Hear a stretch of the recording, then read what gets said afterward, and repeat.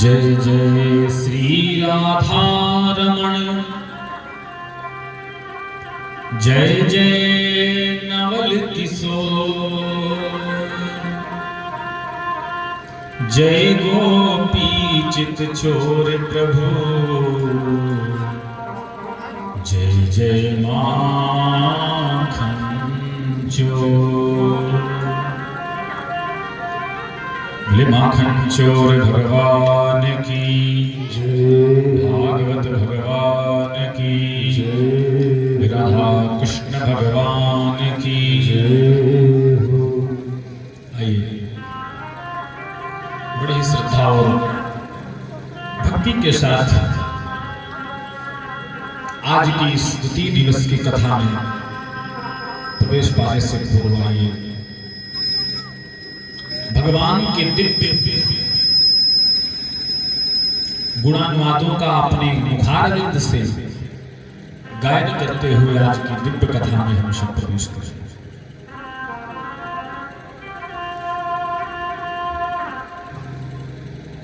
श्री कृष्ण गोविंद हरे मुरारे, हे नाथ नारायण वासुदेव। श्री कृष्ण गोविंद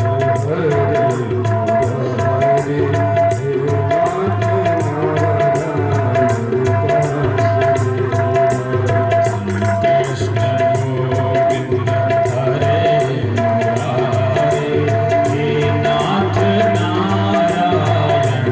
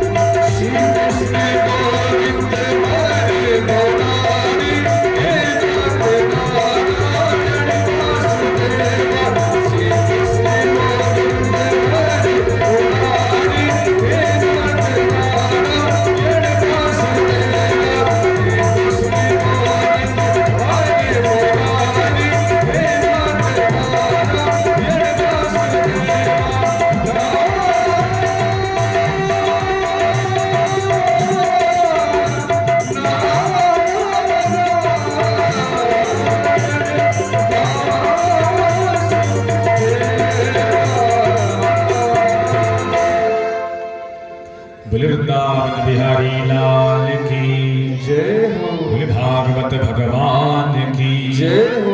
राधा कृष्ण भगवान की जय हो। अखिल कोटि ब्रह्मांड नायक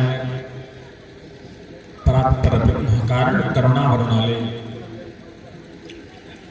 भक्त वांछा कल्पतरु भगवान श्री बालकृष्ण लाल की वांगमयी प्रतिमूर्ति श्रीमद् भागवत महापुराण सप्ताह ज्ञान यज्ञ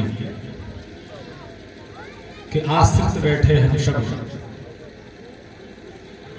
भक्त जनमानस के हृदय में मेरे प्रभु का अनन्य प्रेम प्राप्त,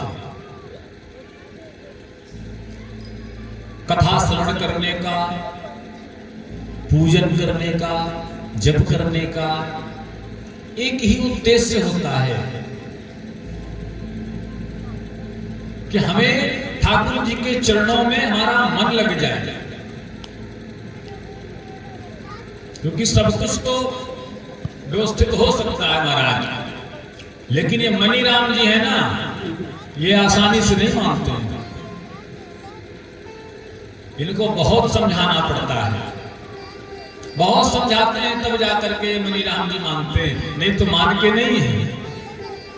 आप कभी भी फ्री होके बैठिए, अपने सभी कार्यों से निवृत्त हो जाइए, बैठ जाइए और सोचिए अब हम कुछ नहीं सोचेंगे, तो यकीन मानिए कि ऐसा हो सकता है। आपके जो मनी राम जी दिमाग में चल रहे हैं, ऑलरेडी इनको 24 घंटे का कार्य दिया गया है, सिर्फ सोते समय दिमाग में ही चलेगा, दिन भर कुछ ना कुछ माइंड में चलता रहता। अच्छा, जब निमित्त बन गया तो वही काम अच्छा होने लगा, और जब निमित्त नहीं बना तो वही मनी राम जी आपको गलत रास्ते में भी ले जा सकते हैं। जैसे आप घर से निकले कि चलो भागवत जी की कथा हो रही है, बैठकर भागवत जी की कथा श्रवण करेंगे, तो मन तो हुआ कि भागवत की कथा श्रवण करेंगे। आप चल दिए, रास्ते में आपकी 2-4 सखियां मिल गई, दोस्त मिल गए, बातें करते हुए भागवत तक आ गए। मन तो यही था ना कि हम भागवत में जा रहे हैं, साथ में दो चार बातें भी कर लिया। लेकिन अगर आप भागवत में नहीं आ रहे होते तो यकीन मानिए आप जिस सहेली के साथ यहां तक आए हो उसी के साथ बैठ के बातें होने लगती थी। और ऐसी बातें होती है महाराज, हमारी माताओं की प्यार की आपस की भाषाएं हैं। इसलिए हमारा मन बड़ा विचलित रहता है। इसलिए जब हम भगवान की दिव्य कथाओं का रसपान करते हैं तो हमारा मन भगवान से चिपक जाता है। प्रेम से बोलो जय श्री कृष्ण। जय श्री कृष्ण। और जहां मन चिपक गया, मन द्रवित हुआ परमात्मा की ओर, सो ही भगवान कहते हैं आ जाना, मैं तो तुम्हारे लिए ही खड़ा हूं। लेकिन भगवान का एक नियम है, भगवान एक शर्त रखते हैं कि भैया हर व्यक्ति नहीं, कौन व्यक्ति उनके नजदीक जा सकता है। तो भगवान कहते हैं भैया सबसे बड़ी बात है निर्मल मन जन सो मोहि पावा। निर्मल मन जन सो मोहि पावा। निर्मल मन जन सो मोहि पावा। निर्मल मन जन सो मोहि पावा। मोहे कपट छल छिद्र न भावा। मोहि कपट छल छिद्र न भावा। मोहे कपट छल छिद्र न भावा। मोहि कपट छल छिद्र न भावा। भगवान कहते हैं भैया आप यदि घर से निकले हो कि हम कथा श्रवण करेंगे तो कथा श्रवण करने के लिए आइए, ना कि इस विचार से आइए कि बाद में प्रसाद बढ़िया मिलता है भाई, चलो 1 घंटा का समय देना पड़ेगा, उसके बाद हलवा पूरी तो खाने को मिलेगी ही। प्रेम से बोलो जय श्री कृष्ण। जब हलवा पूरी के चक्कर में आओगे ना तो भगवान पीठ घुमा के खड़े हो जाएंगे। आपका उद्देश्य ही नहीं है, आपका तो मन ही हलवा पूरी में रखा है। अच्छा विचार करिए महाराज, हम इससे सिवा भगवान को कुछ दे भी नहीं सकते। अगर आप सोचें कि हम क्या दे सकते हैं, विचार करिए। रुपया पैसा भगवान को चढ़ाते हो तो क्या लगता है भगवान के खर्चे चलते हैं उससे? अरे हम जब पूजा करते हैं उसमें दक्षिणा चढ़ाई जाती है। दक्षिणा का विधान क्यों होता है? भैया भगवान की पूजा बड़ी ही वैचित्र है। इनकी पूजा का विधान हर व्यक्ति नहीं पा सकता। और पूजा में भी महाराज ऐसी ऐसी वस्तुओं का प्रयोग होता है कि आप ढूंढ लीजिए क्षेत्र में आपको मिलेगी ही नहीं। अब अगर आपसे कहा जाए कि मालती का पुष्प ले आइए पूजा के लिए, यकीन मानिए आप पूरी लाइब्रेरी ढूंढ डालेंगे, शायद किसी दुकान में मिल जाएंगे, नहीं मिलेंगे।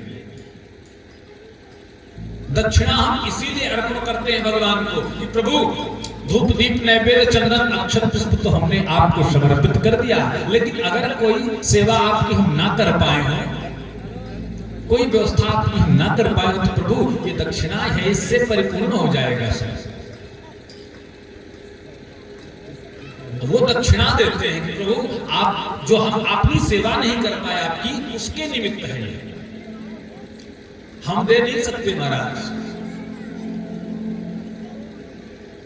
एक भक्त एक बार गया भगवान नारायण के पास और जा करके कहता है कि प्रभु हम आपको कुछ देना चाहते हैं। तो भगवान ने कहा भैया तुम क्या दोगे हमें? का सरकार यही तो विचार नहीं कर पा रहा हूं कि क्या दूं आपको। सब कुछ तो संसार आपका है, ये वृक्ष, ये पौधे, ये जमीन, ये आसमां, ये सूर्य चंद्रमा जल, सब कुछ तो परमात्मा की व्यवस्था है। हम क्या दे सकते हैं? भगवान ने कहा भैया तुम कुछ नहीं दे पाओगे। भक्त ने कहा नहीं सरकार जरूर देंगे। अच्छा भक्त भी बड़ा हठी था हमारा। बोलो राधे राधे। नहीं बोले आप लोग। हम बता रहे हैं मोह कपट छल छिद्र न भाव। जोर से बोले बोले राधे राधे राधे राधे। भक्त कहता है सरकार दूंगा जरूर आपको। भगवान ने कहा क्या दूं? कहा यही विचार मन में नहीं कर पा रहा हूं कि क्या दूं आपको, सब कुछ तो आपका है।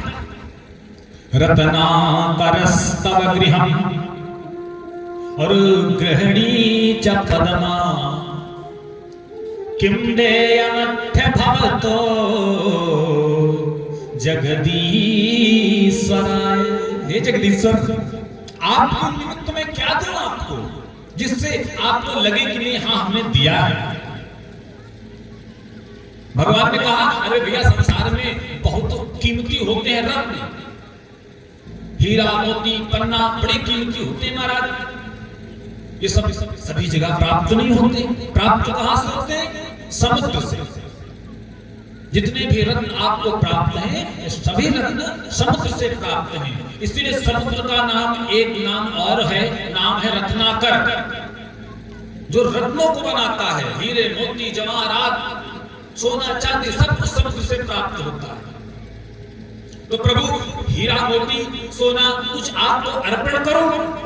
तो भगवान ने कहा भैया वो सब तो मेरे ही घर का है, सब समुद्र से प्राप्त होता है और समुद्र ही भगवान का घर है। क्षीर सागर भगवान कहते ना क्षीर सागर में रहते हैं। क्षीर मतलब क्या? क्षीर मतलब जल भी होता है और क्षीर मतलब दूध भी होता है। भगवान जिस सागर में रहते हैं उस सागर का नाम क्षीर सागर है, माने वह दुग्ध का सागर है। भगवान ने कहा भैया सब कुछ तुम्हें सागर से प्राप्त हुआ और सागर ही मेरा घर है। भगवान का नाम नारायण। नार मतलब होता है जल और अयन मतलब होता है घर। जल में ही हो घर जिसका वो नारायण। वो लक्ष्मी नारायण भगवान की जल में ही हो घर जिसका वह नारायण है। तो भगवान ने कहा भैया सब हमारे ही घर से तो लेके गए हो, हमको दोगे? क्या मोल है उसका? भक्त ने कहा बात तो सही है सरकार। अच्छा कोई बात नहीं, कुछ रुपया पैसा दे दो, 10-20 हजार 50 हजार 1 लाख 10 लाख, शायद कुछ आपके काम आ जाए। तो भगवान ने कहा भैया गृहिणी च पदमा। अरे जिस रुपया पैसा धन दौलत देने की तुम बात कर रहे हो ना, वो रुपया पैसा सब लक्ष्मी जी देती हैं और लक्ष्मी जी तो हमारी घरवाली है। गृहिणी च पदमा, पदमा नाम लक्ष्मी जी का है। हमारी घरवाली तो लक्ष्मी जी हैं, चरणों में बैठ के सेवा करती हैं और तुम हमें पैसा दोगे। भक्त ने कहा सरकार विचार तो नहीं कर पा रहा हूं कि क्या दूं, सब कुछ तो आपका है। भगवान ने कहा जाओ जाओ कुछ नहीं दे पाऊंगा। भक्त ने कहा सरकार एक चीज आपको जरूर दूंगा और ऐसी चीज मैं आपको देना चाहता हूं जो आपके पास ना हो। भगवान ने कहा भैया मेरे पास तो सब कुछ है। नहीं सरकार आपके पास सब कुछ है परंतु आपके पास एक चीज नहीं है। क्या नहीं है? बोले आपका मन आपके पास नहीं। भगवान ने कहा अरे भैया ऐसा क्यों बोल रहे हो? अगर मेरा मन मेरे पास नहीं होता तो मेरे मन में मनोरथ नहीं होते। मनोरथ के मतलब इच्छाएं। भाई मन से ही तो इच्छा होती। मेरे मन में आया आज बढ़िया रसगुल्ला खाना है तो शाम को होटल में पहुंच गए, जाकर के 4 रसगुल्ला खा ली। सारी इच्छाएं मन से ही।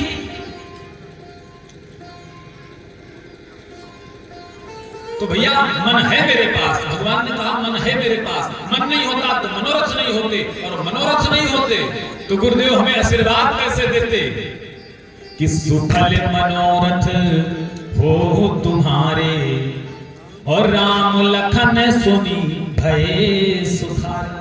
तुम्हारे सभी मनोरथ सुफल जो भी तुम चाहते हो वो सत्य हो। तो प्रभु सरकार भगवान ने कहा मन है मेरे पास, तभी तो गुरुदेव ने आशीर्वाद दिया। तो भक्त ने कहा सरकार मन है नहीं, मन था, आपके मन की चोरी हो। अच्छा कौन किया भैया चोरी, जरा चोर का नाम तो बताओ। तो भक्त कहता है सरकार देखिए, याद करिए आप उस प्रसंग को, जब रामावतार में राम जी के रूप में आप थे तो आप जनकपुर गए, मिथिला। जनकपुर में प्रातःकाल आप गुरुदेव की पूजा के लिए अशोक पुष्प वाटिका में फूल तोड़ने गए, और वहीं पर पुष्प वाटिका में ही किशोरी जी से सीता जी से मुलाकात हुई। पहली मुलाकात राम जी की और मेरी या सीता की पुष्प वाटिका में। तो गोस्वामी जी कहते हैं, बड़ी सुंदर बात लिखते हैं गोस्वामी जी, कहते हैं भैया करत बतकही अनुज सन और मन से रूप लुभान। आप बातें तो बतकही कहते हैं ना, जो बहुत बोलता बहुत बतकही करते हैं। प्रेम से बोलो जय श्री कृष्ण। भक्त ने कहा सरकार वहां पर आप खड़े बातें तो आप अनुज के साथ लक्ष्मण जी के साथ कर रहे हो, लेकिन आपका मन किशोरी जी के पास चला गया। गोस्वामी जी ने स्पष्ट लिखा कि करत बतकही अनुज सन मन से रूप लुभान। तो भगवान राघव का मन था वह सीता जी के सौंदर्य को देखकर आकर्षित हो गया, लुभावना हो गया और किशोरी जी के पास चला गया, और किशोरी जी ने भगवान के मन को रख लिया। और प्रभु इस बात को आपने भी स्वीकार किया है। भगवान ने कहा कब स्वीकार किया, तो कहा याद करिए उस प्रसंग को, लंका में श्री किशोरी जी अशोक वाटिका में बैठी, हनुमान जी के माध्यम से आपने संदेशा पहुंचवाया। संदेशे में क्या कहते हैं आप कि किशोरी है सीते, तत्व प्रेम करी मन अरु तोरा, तत्व प्रेम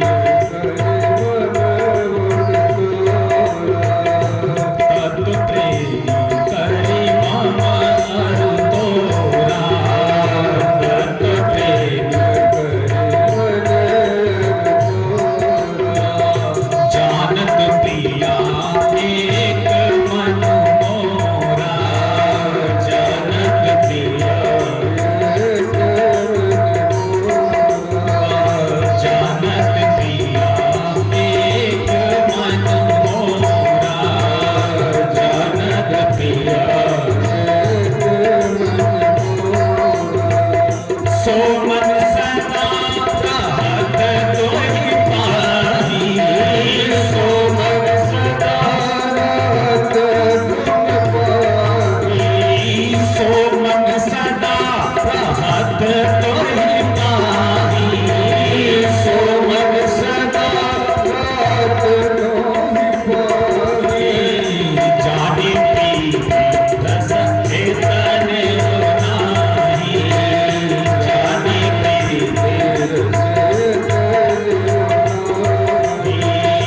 जानो पी रस चेतन नाही, जानो पी। प्रभु याद करिए उस प्रसंग को, आपने कहा सीते जो हमारा तुम्हारा तात्विक प्रेम है ना, वो मेरा मन जानता है, और मेरा मन भी तो सदा तुम्हारे साथ रहता है। इसका मतलब प्रभु आपका मन आपके पास नहीं है, आपका मन हमारी किशोरी जी के पास चला गया। तो प्रभु आपके पास मन नहीं है और हम अपने मन से बहुत परेशान हैं, अपने मन से बहुत परेशान हैं। तो प्रभु ऐसा करिए ना कि आप मेरा मन ले लीजिए। आप जब मेरा मन ले लोगे तो आपका काम मेरे मन से चल जाएगा और मेरा काम बिना मन के बन जाएगा। क्योंकि बड़ी विचित्र स्थिति है मणिराम जी की। अच्छा, इसीलिए जो हमारे ऋषि मुनि साधु संत होते हैं क्या करते हैं, माला सीताराम सीताराम सीताराम सीताराम राधे श्याम माला जपते हैं। क्यों माला जपते हैं भैया? मन को रोकने के लिए। जब हम माला में राम तो हमारा मन माला में लगा रहेगा। एक सेठ जी थे, एक बार एक जिन्न सिद्ध हो गए। जिन्न समझ रहे हैं ना, भूत प्रेत जो होते हैं। एक जिन्न सिद्ध हो गया सेठ जी से। जिन्न जब सामने आया तो जिन्न ने कहा, देखो हमारी एक शर्त रहेगी कि तुम हमको काम बताते रहना। जब तक हमें काम बताओगे तब तक तो हम तुम्हारा काम करेंगे, और जैसे काम बताना बंद कर दिया सो ही तुमको पटक के मार देंगे। अब सेठ जी को लगा कि बहुत काम है सब दुनिया में, बताते रहेंगे। ठीक है शर्त हो गई। समय आया, जिन्न सामने खड़ा हुआ, काम बताइए। तुरंत कह दिया, जाओ भैया हमारे लिए एक सुंदर सा घर बनाओ।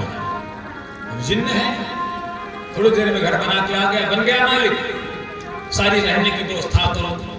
रहने की व्यवस्था हो गई घर में। सेठ जी ने जितने भी काम थे सेठ जी के, धीरे धीरे सारे काम कुछ दिन में खत्म हो गए। अब सेठ जी विचार करने लगे कि भैया कौन सा काम बताएं। काम नहीं बताएंगे तो शर्त के मुताबिक ये पटक के मार देंगे। क्या काम बताऊं इसको। सेठ जी दौड़े गुरु की शरण में। गुरु जी मैं तो गया। कहा बहुत अच्छा।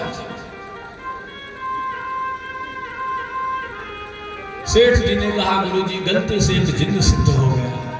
उसकी शर्त थी कि काम बताओ। वो कितने काम बताएंगे गुरुदेव। तो गुरुदेव ने कान में मंत्र दे दिया, जाओ बच्चा तुम्हारा कल्याण हो। सेठ जी मंत्र लेकर आए और खूब प्रसन्न हुए। जैसे बैठे अपने आसन पे, तुरंत जिन्न सामने आया, काम बताओ। सेठ जी ने कहा, ऐसा है कि बांस ले आओ, लंबा सा बढ़िया। जिन्न गया, एक बांस लेके आ गया। महाराज बांस ले आए, क्या करना है। बोले इसको सामने गाड़ दो। सामने बांस को गाड़ दिया। काम बताओ। अब बोले इसी ऊपर जाओ नीचे आओ, ऊपर जाओ नीचे आओ। अब बस सेठ जी को जब कोई काम होता सेठ जी बुला लेते, भैया ऐसा काम कर दो। काम हो गया, काम बताओ। अब सेठ जी ने फिर कह दिया, जाओ उसी में फिर चढ़ाओ करो। अब दिन भर जिन्न सुबह से शाम तक उसी में व्यस्त रहता। सेठ जी बच गए। यही व्यवस्था महाराज हमारे साधु संतों ने भी अपना ली। प्रेम से बोलो जय श्री कृष्ण। जब देखा कि मनी राम जी काम मांग रहे हैं, भैया कुछ ना कुछ करवाइए हमसे, तो अब क्या करें। तो संतों ने 108 नग की एक माला यानी कि एक बांस ले लिया। माला माने बांस। अब बस जब काम हुआ तो काम किए, जब काम से मुक्त हुए तो उसी में ऊपर नीचे माला को ऊपर नीचे बार बार सीताराम सीताराम सीताराम राधे श्याम चलता रहता है। यही मन है। जितना आप इसको व्यस्त रखोगे उतना ही अच्छे विचार आएंगे, और जितना आप इसको फ्री रखोगे उतने ही गंदे विचार आने लगते हैं, गलत कार्य आपसे हो जाएंगे। इसलिए कहने का तात्पर्य, हमारी आपकी कोई सामर्थ्य नहीं है कि उन जगन्नाथ प्रभु को हम आप कुछ दे सकें। कुछ नहीं दे सकते। दे सकते हैं तो सिर्फ अपना प्रेम, अपना भाव, अपनी भक्ति, अपनी श्रद्धा परमात्मा को।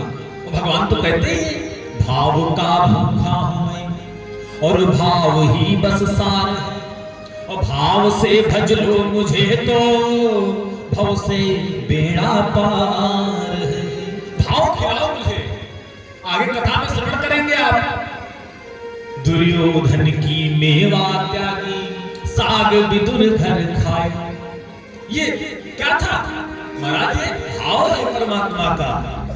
भाव नहीं होता तो कौन सी सबरी नीची जात की, और भगवान ने उसकी झूठी बेर खा ली। क्या है? यही तो भाव है, यही तो हमारी श्रद्धा है मेरे ठाकुर के प्रति।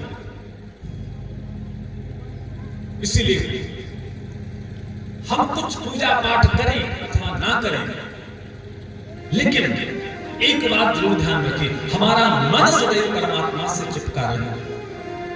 अगर मन परमात्मा से चिपका है तो भगवान कहते हैं, भैया अनन्यास चिंतयन्तो माम ये जना पर्युपासते वर्तते तेषां नित्यभियुक्तानां योगक्षेमं वहाम्यहम्।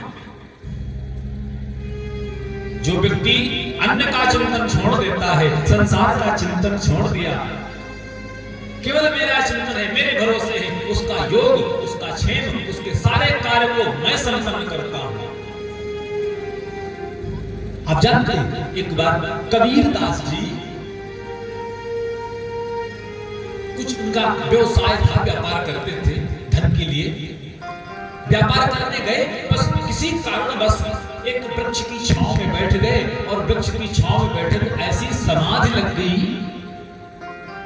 कि वो समाधि 3 दिन के बाद टूटी। 3 दिन तक होश ही नहीं था कि हम कहाँ हैं, क्या कर रहे हैं, बैठे भगवान के भक्ति में। 3 दिन बाद जब याद आया तो भगे घर की ओर।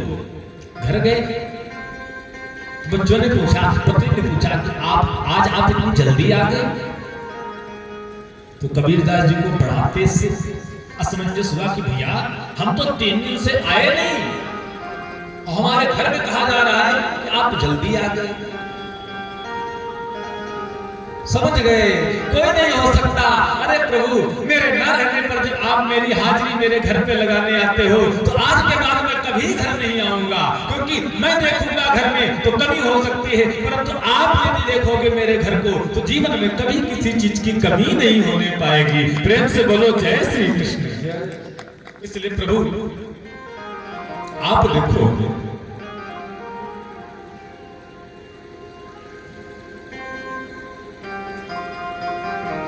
जब मन ही है जो हम परमात्मा से जुड़ लेंगे तो जीवन हमारा सार्थक होने लगेगा, क्योंकि यही नहीं रुकता। ये मन बड़ा चंचल है, कैसे तेरा भजन करूं, क्यों जितना इसे समझाऊं, जितना इसे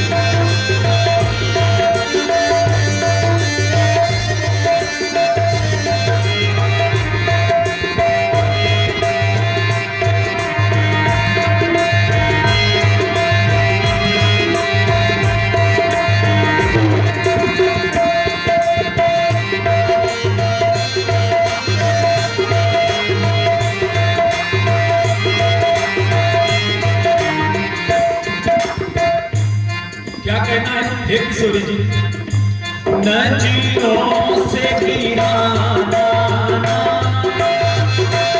चाहे कितनी सजा देना, नजरों से गिराना चाहे कितनी सजा देना, नजरों से गिराना चाहे कितनी सजा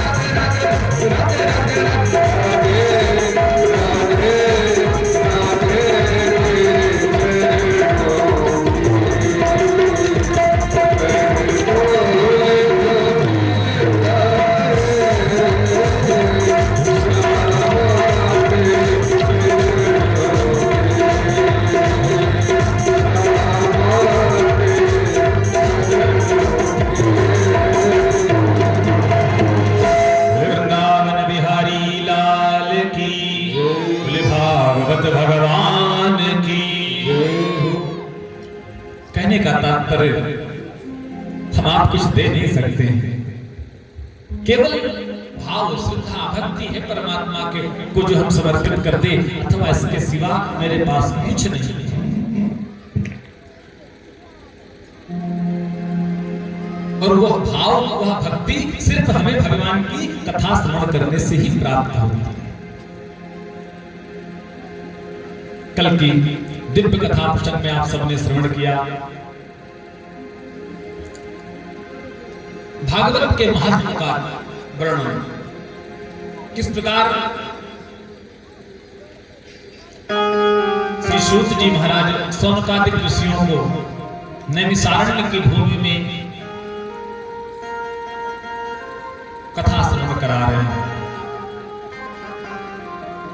4 श्रोता 4 वक्ता, श्रोता बहुत है, वक्ता 4 है। रामचरितमानस में भी 4 श्रोता 4 वक्ता, भागवत जी में भी 4 श्रोता 4 वक्ता। श्रोता ज्यादा है, वक्ता 4 है। पहले वक्ता नैमिषारण्य की पावन भूमि में श्री सूत जी महाराज 88,000 ऋषियों को भागवत की कथा श्रवण करा रहे हैं। दूसरे स्थान पर हरिद्वार में सनातन सनत कुमार चारों भाई नारद जी को, भक्ति महारानी को, अन्य सभी संतों को भागवत की कथा श्रवण करा रहे हैं। अब 2 घाट हुए, तीसरे घाट जब आएगा तो फिर आपको बताएंगे। हरिद्वार की पावन भूमि में सनकादिक ऋषि भगवान की दिव्य कथा कह रहे हैं।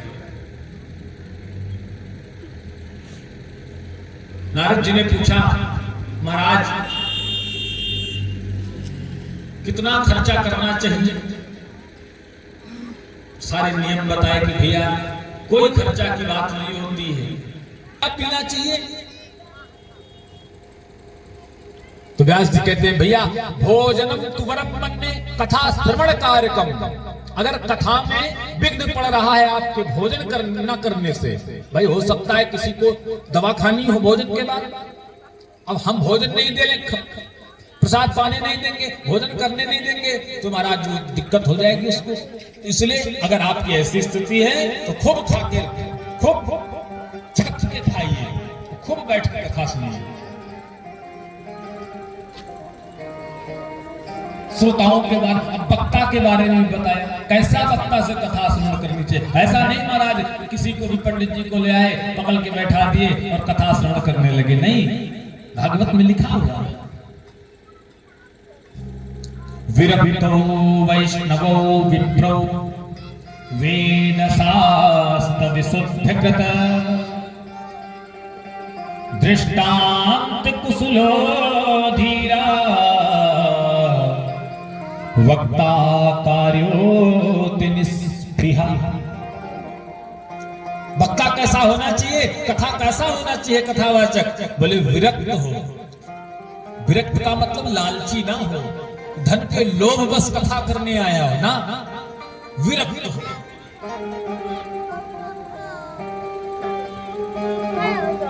दूसरा विश्लेषण, वैष्णव हो, भगवान विष्णु की पूजा करने वाला हो, मस्तक पर ऊर्ध्व कुंड लगा हुआ हो। वैष्णव को तभी